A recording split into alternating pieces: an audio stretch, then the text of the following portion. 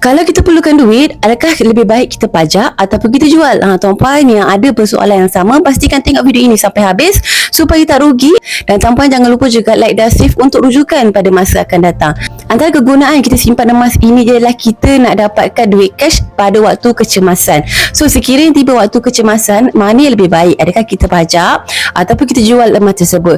So perbezaan kita pajak dengan jual ni, yang pertama, kalau kita pajak, emas tu masih lagi milik kita, tapi kita perlu bayar upah bulanan setiap bulan. Tapi kalau kita jual pula, emas tu bukan lagi milik kita dan kita tak perlu bayar apa-apa setiap bulan. So yang mana satu lagi baik? Menurut daripada mentor saya, Tuan Muhammad Zulkifli Syafiee, juga penulis buku Wang Emas, sekiranya kita mampu untuk bayar upah setiap bulan, boleh sahaja pajak emas tersebut untuk dapatkan duit cash pada waktu kecemasan.